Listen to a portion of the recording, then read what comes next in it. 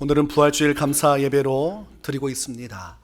고난주간 한 주간의 시간 우리가 특별 새벽 기도회로 하나님께 나아갔습니다. 그때 마지막 시간 집회가 다 끝나고 이제 기도하고 나가는데 로비에서 교제를 하는 분들이 있으셨어요. 그때 노민경 집사님하고 임승재 청년이 대화를 하는데 이제 부활주일을 설명을 하시는 것 같았습니다. 내일이 부활주일인데 가장 큰 명절 같은 날이다. 이렇게 우리 아무것도 모르는 임승재 청년, 목마른 사슴과 같은 그 영혼에게 큰 가르침을 주고 계셨습니다. 제가 들으면서 맞는 말씀이라고 생각을 했습니다. 부활주일이야말로 성도들이 가장 소중하게 여겨야 하는 날이기도 하거니와 또한 참으로 기쁜 날일 수밖에 없는 가장 소중한 날이 됩니다.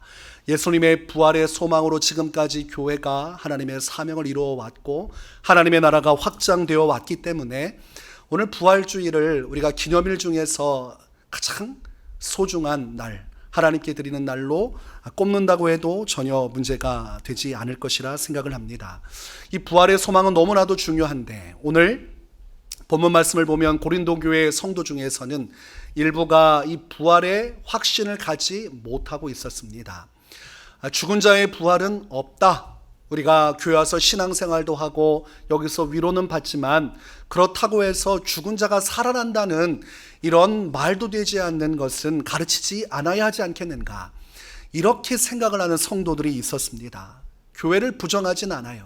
교회 와서 신앙생활도 해요. 그러나 이 땅에서 행복하게 잘 살기 위해 오는 거지 그렇다고 해서 죽어서 살아난다는 것은 말도 되지 않는 것이라 여기는 성도들이 있었습니다. 오늘날도 신앙생활하지만 이 부활에 대한 확신을 갖지 못하고 또는 부정적으로 여기는 신앙인들이 있습니다. 그때에 오늘 사도 바울은 12절에서 이렇게 말을 합니다. 그리스도께서 죽은 자 가운데서 다시 살아나셨다 전파되었거늘 너희 중에서 어떤 사람들은 어찌하여 죽은 자 가운데서 부활이 없다 하느냐. 부활이 없다는 말, 그것은 용납할 수 없는 말이며 지금까지 우리가 믿고 왔고 전파되었던 교회의 믿음의 신앙을 정면으로 위배하는 것이니 절대로 그 말을 받아들일 수 없다. 사도 바울은 분명히 선을 그었습니다. 그럴 수도 있다라거나 우리가 한번 그렇게 접근할 수도 있다라고 여기지 않고 정면에서 반박하고 절대로 용납할 수 없다고 이야기를 합니다.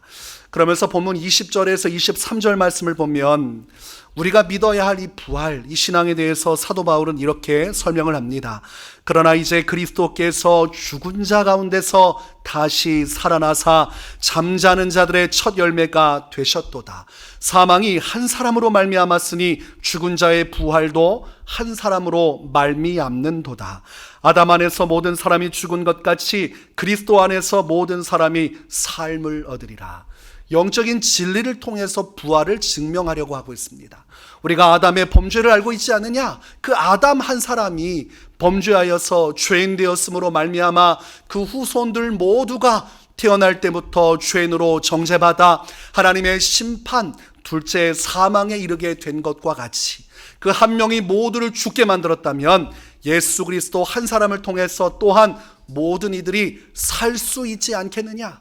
한 명을 통해 죄와 사망 권세가 사로잡았다면 그 한 명 예수 그리스도를 통해서 또 다른 생명과 구원의 길도 열려지나니 그와 같이 우리는 사망에서 벗어나 예수님 한 분으로 말미암아 부활할 수 있는 것이라고 성경적으로 반박을 하고 있는 것입니다.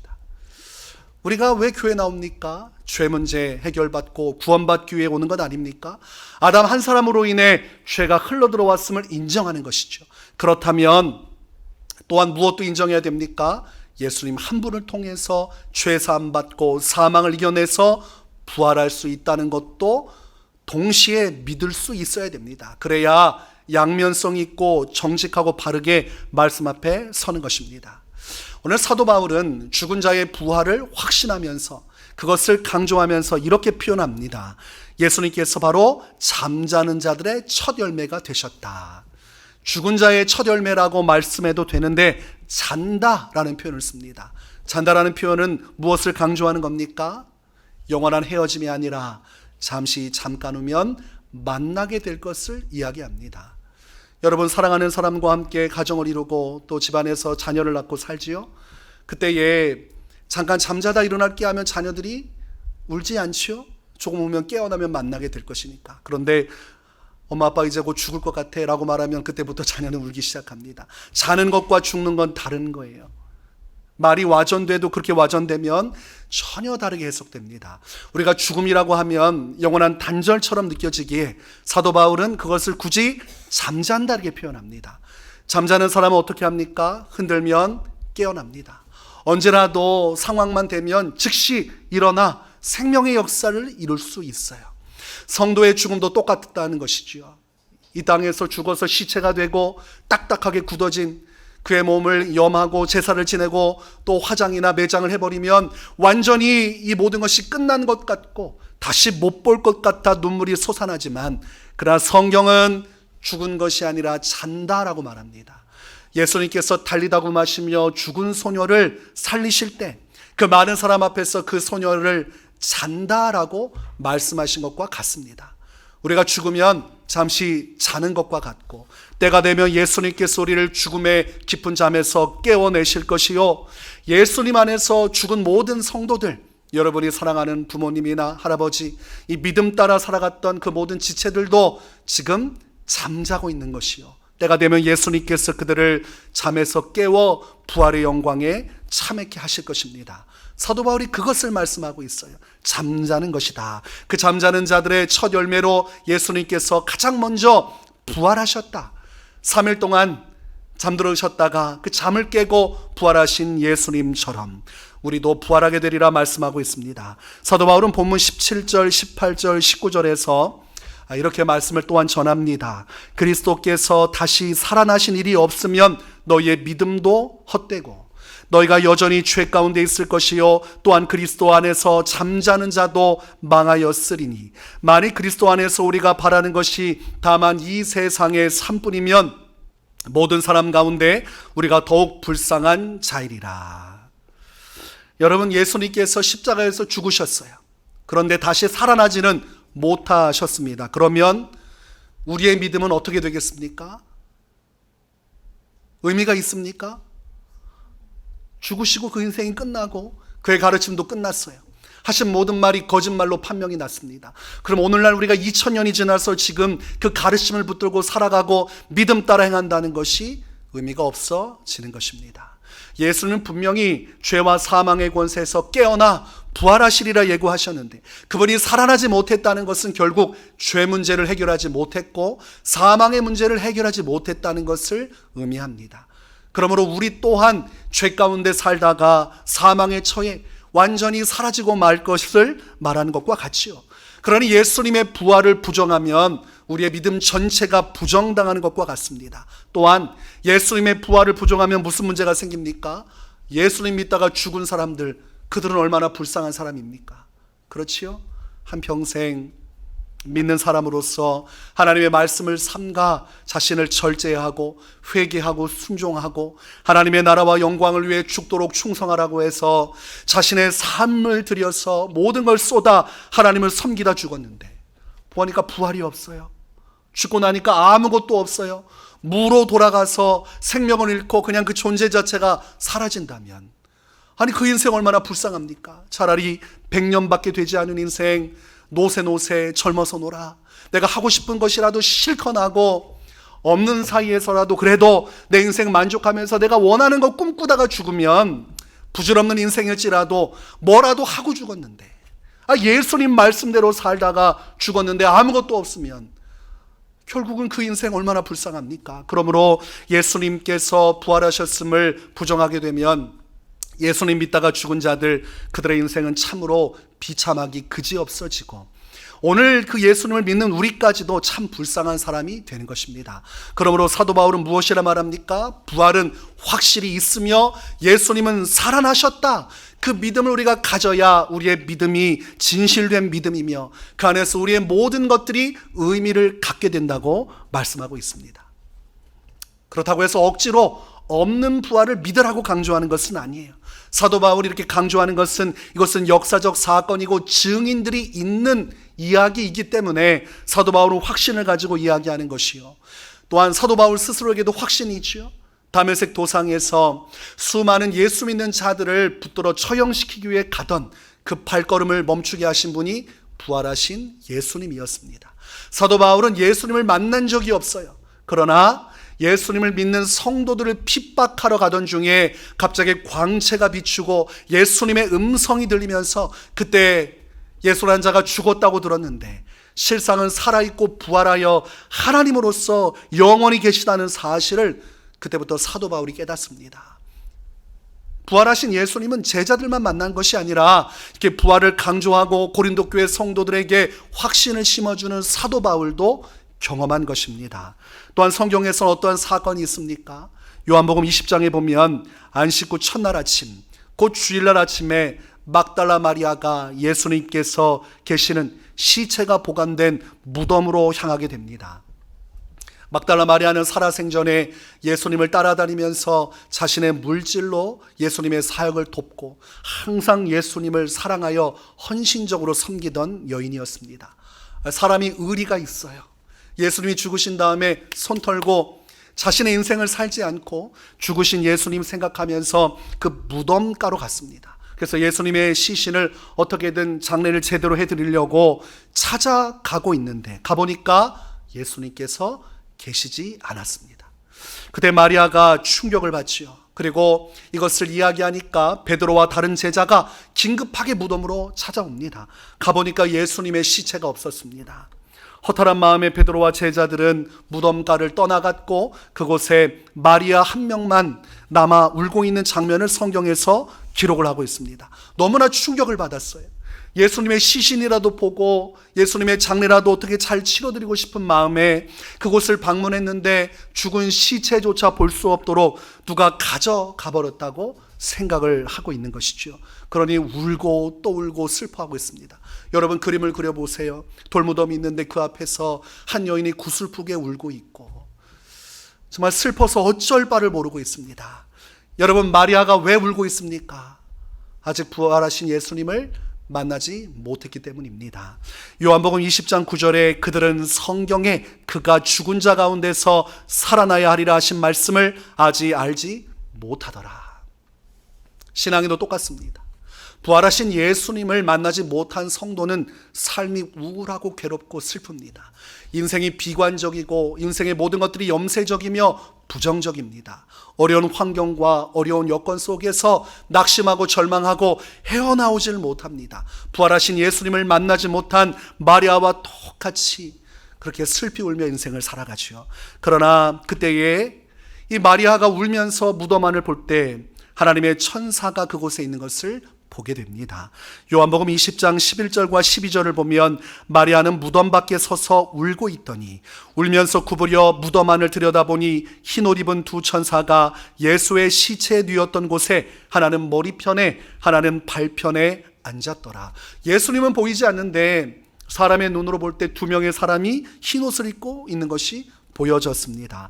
지금 마리아는 예수님이 없다는 사실에 상실감을 느끼고 울고 있었기 때문에 이 앞에 있는 두 사람이 누군지는 관심이 없습니다. 눈물이 범벅이 돼서 온몸이 적실 정도로 그렇게 슬퍼 통곡하고 있는데 누구십니까? 라고 물을 상황이 되겠습니까? 그때에 천사들이 마리아에게 묻죠. 어찌하여 우느냐? 여러분 천사들이 볼 때는 이해가 되지 않지요? 예수님 살아나셨고 부활하셨고 지금 함께 계시는데 다 죽은 사람처럼 울고 있으니 물을 수밖에 없습니다. 어찌하여 우느냐? 그러자 마리아가 대답합니다. 사람들이 내 주님을 옮겨다가 어디 두었는지 내가 알지 못함이니이다. 예수님의 시체를 누가 훔쳐가서 숨겨놓은 것 같은데 예수님을 십자가에 못 박은 것에서 그치지 않고 시체마저도 도난당했으니 이 어찌합니까? 그리고 나서 뒤를 보니까 누군가가 서 있는 것을 마리아가 발견하게 됩니다. 마리아는 이 동산을 관리하는 동산직인 줄 알고 그를 바라보고 그에게 주여 당신이 옮겼거든 어디 두었는지 내게 이르소서 그리하면 내가 가져가리이다. 혹시 동산직인 당신이 예수님의 시체를 가져간 겁니까? 어디 있는지만 말씀하시면 제가 예수님의 시체를 고이 모시고 올 테니 제발 말씀 좀 해주십시오. 근데 여러분 이 동산지기가 누구입니까? 요한복음 20장 14절에 이 말을 하고 뒤로 돌이켜 예수께서 서 계신 것을 보았으나 예수이신 줄을 알지 못하더라. 아니 앞에 있는데 왜 천사를 못 알아보고 왜 앞에 있는데 예수님을 못 알아보는가? 우리가 우리의 심령으로는 다 이해할 수 없지만 성경 말씀을 보면 부활하신 예수님을 만난 다른 두 제자도 길을 걷다가 예수님과 한참 대화하고 동행하지만 예수님인 줄을 알지 못했다가 나중에 그들의 눈을 뜨게 하시니 그때서야 예수님이신 줄 알아보았다고 기록을 합니다. 그러므로 지금은 눈이 가려졌어요. 예수님이 앞에 있지만 마리아는 예수님을 알아보지 못합니다. 그때에 예수님께서 마리아를 바라보시며 마리아야 라고 부르실 때 그의 눈이 띄어지기 시작하고 예수님을 알아보게 됩니다. 성경에서는 라보니, 선생님이여, 예수님께 이렇게 응답을 하고 부활하신 예수님을 정면으로 바라보고 그때 엄청나게 충격을 받게 되죠. 여러분, 사람이 죽었다고 생각해서 그의 시체를 찾고 있는데 그가 살아 움직이며 역동적으로 말을 거는 것을 경험하면 얼마나 놀라겠습니까? 그때 예수님께서 즉시 마리아에게 말씀을 하십니다. 요한복음 20장 17절에 예수께서 이르시되 나를 붙들지 말라. 내가 아직 아버지께로 올라가지 아니하였노라. 너는 내 형제들에게 가서 이르되 내가 내 아버지 곧 너희 아버지 내 하나님 곧 너희 하나님께로 올라간다 하라 하시니, 마리아가 너무 기뻐서 예수님을 붙들고 늘어지려고 하고 너무 환호에 차서 어쩔 줄 몰라 하니까 예수님께서 나를 붙들지 마라. 이제 나는 아버지의 품으로 가야 할 것이요 때가 얼마 남지 않았으니 다른 이들에게 가서 내가 부활하여 살아났다는 것을 전파하라. 막달라 마리아가 눈물을 그쳤습니다. 더 이상 울 이유가 없습니다. 예수님의 죽으심을 볼 때 마음이 우울하고 슬펐는데 그분이 죽으신 것뿐만이 아니라 살아나는 것을 실제로 보고 부활의 예수님을 온전히 만나게 되었으므로 즉시 달려가 예수님의 부활하심을 증거합니다. 요한복음 20장 18절에 막달라 마리아가 가서 제자들에게 내가 주를 보았다 하고 또 주께서 자기에게 이렇게 말씀하셨다 이르니라. 예수님을 만나면, 부활의 예수님을 만나면 죽음 앞에 절망하고 두려워하고 울부짖던 사람의 생각이 바뀌고 죽음 앞에서도 담대하며 죽음 앞에서도 소망을 갖게 됩니다. 아, 예수님은 죽음마저 이기시는 분이시구나. 예수님은 죽음이 헤어지게 하시는 분이 아니라 죽음마저 뚫고 영원히 계신 분이시구나. 이 안에서 영원한 부활에 대한 소망을 갖게 되는 것입니다. 그러나 여러분, 이 부활이 예수님의 부활로만 끝나면 우리는 여전히 기뻤다가 다시 마음이 주눅들 거예요. 예수님이 부활하셔서 그분을 영원히 볼 수 있다는 기쁨은 있지만 결국은 내가 부활하지 못하면 이제는 내가 죽음으로 말미암아 예수님과 헤어질 것입니다. 이전에 예수님이 죽으셔서 내가 살아있어서 슬펐지만 나중에는 예수님은 영원히 계시지만 내가 죽기 때문에 또 헤어져야 하니 예수님의 부활로만 이 문제가 끝나면 여전히 우리는 울고 낙심할 수밖에 없습니다. 이 땅에서 예수님의 부활 기뻐하고 즐거워하지만 그 부활이 나의 부활이 되지 못한다면 나의 신앙도 헛되고 결국은 우리는 또 슬퍼질 수밖에 없습니다. 그래서 우리는 예수님의 부활하심을 믿는 믿음과 더불어 확고한 믿음을 한 가지 더 가져야 되는데 우리도 반드시 부활하게 되리라는 것입니다. 예수님께서 부활하셨듯이 우리도 반드시 부활하게 된다. 이것이 오늘 본문에서 사도 바울이 강조하고 있는 것이요, 성경에서 잃지 않은 하나님의 말씀의 가르침입니다. 나도 부활하는구나. 나를 부활시키기 위해서 예수님께서 먼저 선행적으로 부활하셨구나. 이렇게 이해하시면 정확하게 이해하는 겁니다. 아무도 부활한 사람이 없어요.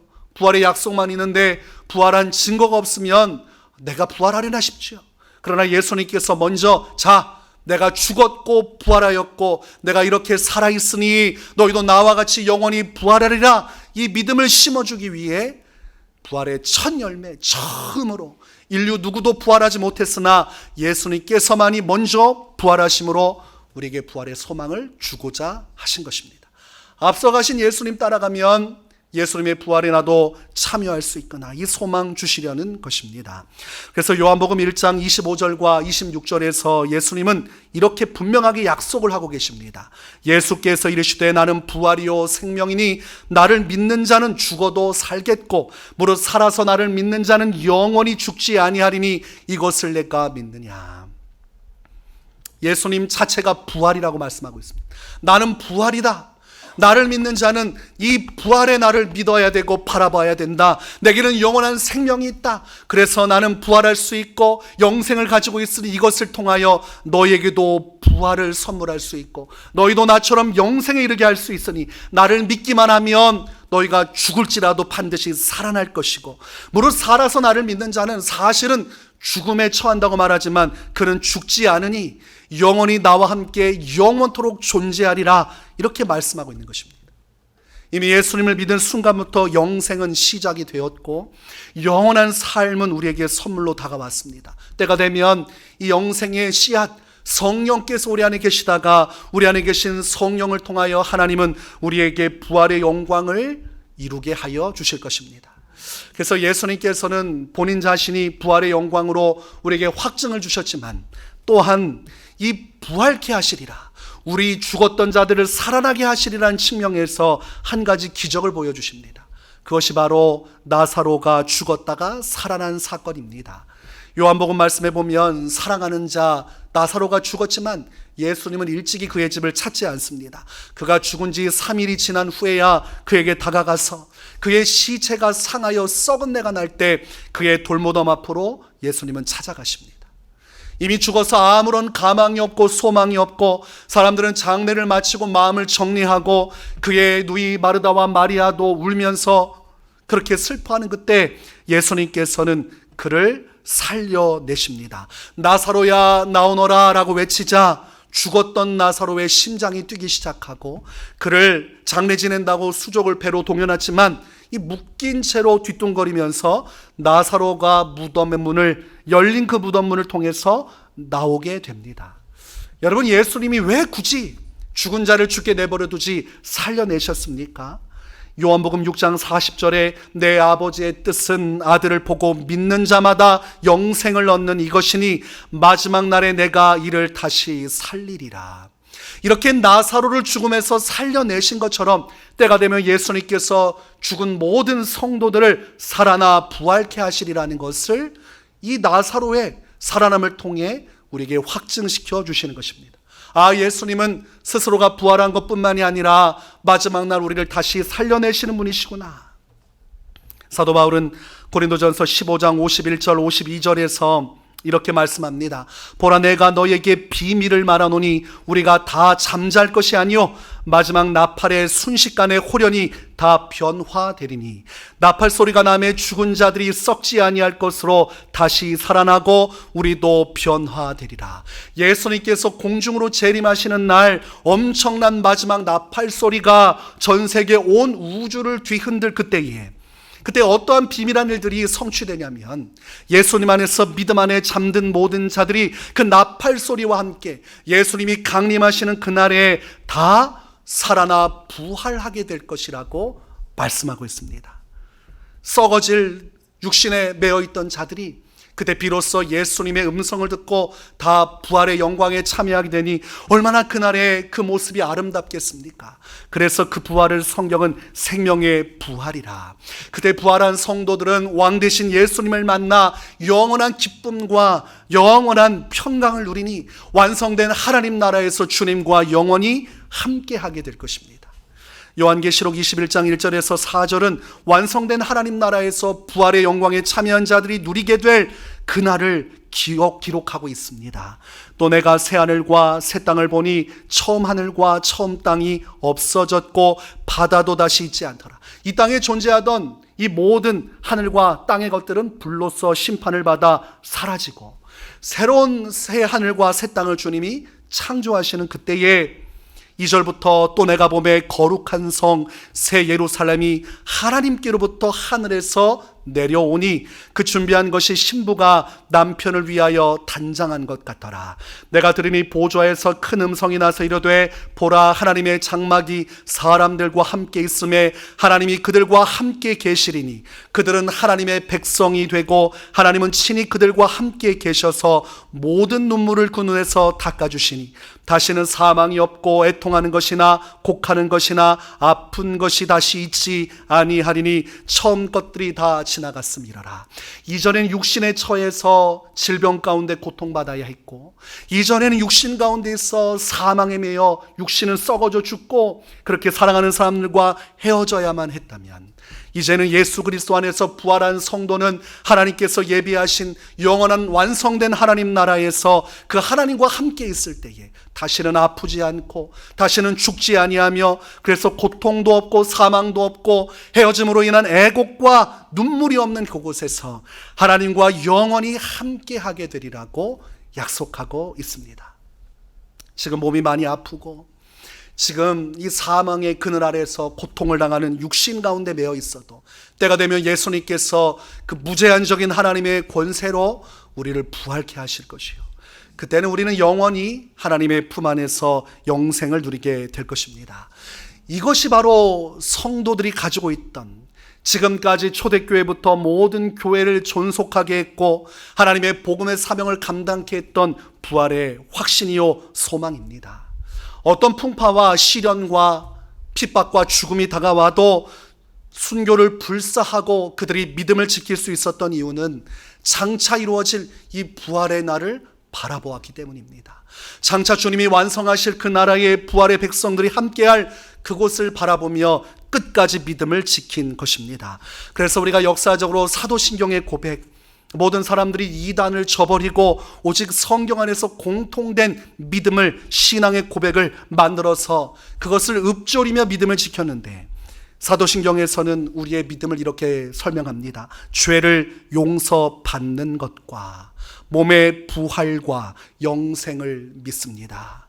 하나님의 아들이신 예수님의 십자가 대속의 복음을 믿음으로 내가 엄청난 죄인일지라도, 멸망당할 수밖에 없는 진노 아래 있는 자일지라도 그 십자가 피로 말미암아 죄사함 받을 것을 믿고, 또한 예수님을 믿는 믿음 안에서 장차 재림하실 예수님께서 죽은 자와 산 자를 부활케 하사 저 영원한 하나님 나라에서 영생 복락을 누리게 하실 것을 믿습니다.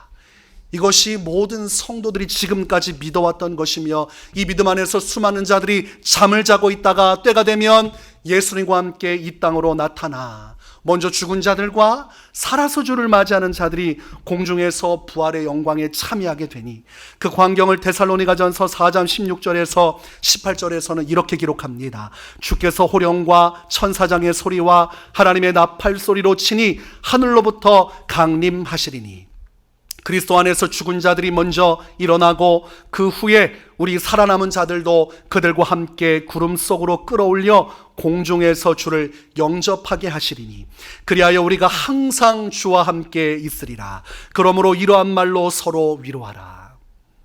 초대교회 성도들, 그리고 수많은 핍박 속에 믿음을 지킨 성도들이 받았던 위로는 세상적인 것이 아니었습니다. 그들을 붙들어주고 믿음을 지켜준 위로는 한 가지, 그날의 그 부활의 영광에 참여할 날을 바라보며 그 소망을 가지고 서로 위로하고 위로받았음을 이 말씀을 통해 알 수 있습니다.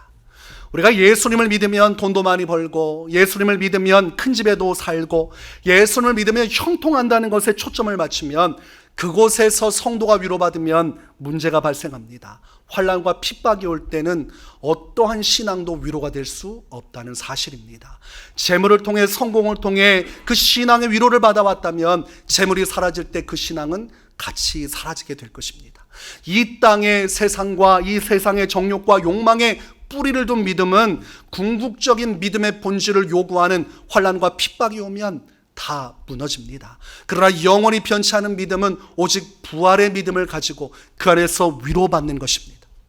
이 세상의 것 다 사라지고 모든 것이 없어질지라도 그곳에 예수 그리스도의 부활의 그날에 내가 있을 그날을 꿈꾸며 그것이 내 인생의 위로가 된 자들은 어떠한 환난과 핍박 속에서도 흔들리지 아니하고 마지막까지 주 예수와 내게 주신 사명을 위하여 목숨 바쳐 충성하고 끝까지 믿음의 승리를 이루게 되는 것입니다. 그래서 최후의 이긴 자, 끝까지 믿음을 지키고 승리한 자에게 영생의 면류관을 주겠다고 말씀하신 예수 그리스도의 말씀을 따라 우리 성도들은 이 부활을 확신해야 되고, 이 부활이 여러분의 모든 삶의 모든 위로를 차지하고 있어야 됩니다. 돈 때문에 위로받던 거, 예수님 믿어서 받았던 것들, 위로받던 것 다 내려놔야 돼요. 그거 다 비워놓고 우리의 심령을 채우는 것은 부활의 소망과 위로, 이것이 전부여야 됩니다. 이것만 확실하다면 사탄이 아무리 시험해도 흔들리지 않아요. 재물을 가지고 찾아와서 시험해도, 욥과 같이 여러분이 가진 것들 다 산산조각 내도 믿음 흔들리지 않습니다. 세상에서 비난받고 핍박과 환난받아 조롱받아도 내가 명예에 내 인생의 신앙의 기준을 두지 않는다면 그런 것들 다 떠나가도 신앙 흔들리지 않습니다. 부활은 완전하고 영원하며 변치 않으니, 그러므로 우리는 이 부활의 소망과 희망을 가지고 오늘을 살아가면 우리는 그 안에서 최종적인 승리를 얻게 될 것입니다. 사도 바울이 어찌하여 끝까지 믿음을 지키고 승리할 수 있었는가? 빌립보서 3장 10절에서 12절에 이렇게 말씀합니다. 내가 그리스도와 그 부활의 권능과 그 고난의 참여함을 알고자 하여 그의 죽으심을 본받아 어떻게 해서든지 죽은 자 가운데서 부활에 이르려 하노니, 내가 이미 얻었다 함도 아니요 온전히 이루었다 함도 아니라 오직 내가 그리스도 예수께 잡힌 바 된 그것을 잡으려고 달려가노라. 사도 바울의 온 삶을 붙들고 있는 것은 저 부활, 하나님이 부활의 권능을 일으키실 그곳에 내가 있기만을 바라며 그는 신앙의 전력 질주를 한 사람입니다. 어떻게 해서든지 죽은 자 가운데 부활하는 저 영광만큼은 내가 반드시 가리라. 내 지식과 내가 가지고 있는 부귀영화 다 버린다 할지라도 나는 저 부활에 이르기만 하면 성공한 사람이니, 내가 이미 얻었다는 것도 아니고 그리고 온전히 이루었다는 것도 아니라 내가 마지막 저 천국 갈 때까지 나는 혼신의 힘을 당해 자만하지 않고 교만하지 아니하며 어떻게든 부활에 이르기 위해 최선의 노력을 다해 믿음의 역사를 이루어 가겠다고 말씀하는 것입니다. 여러분의 신앙이 사도 바울의 신앙이 되어야 됩니다. 어떻게든 부활에 이루고자 하는 것, 이 땅에서 내 믿음과 신앙 전부를 다 드려 하나님이 예비하신 저 부활에 이르는 것이 여러분의 소망이 되고 여러분의 믿음이 될 때 우리는 최후의 승리를 이룰 수가 있습니다. 지금도 사단은 교회를 흔들고 성도들을 흔듭니다. 세상의 영광을 보여주고 저 영광된 이 세상의 삶에 마음을 쏟으라 말합니다. 그래서 부활의 소망을 없애버리고 영원한 꿈을 머릿속에서 심령 속에서 지워버려서 어떠한 환난과 위기가 오면 주님을 벗어버리고 세상으로 가게 만들어 부활의 영광에 참여치 못하게 만들지만, 오늘 우리가 이 말씀 확실하게 붙들고 우리의 꿈과 소망과 위로는 오직 부활에 참여하는 것, 그 권능에 참여하는 것, 그것이 될 수 있기를 바랍니다. 육신은 날마다 노화되어 가고 온몸이 쑤시고 아파도 그것은 자연스러운 것입니다. 때가 되면 흙으로 돌아가야 하기 때문입니다. 그러나 우리가 아무리 나이가 들고 늙고 죽음이 눈앞에 다가와도 우리가 울며 낙심하며 절망하지 않는 이유는 예수님께서 부활하셨고 우리도 부활할 것이기 때문입니다. 이 믿음 가지고 믿음의 큰 승리 이루며 살아가시기를 주님의 이름으로 축원합니다.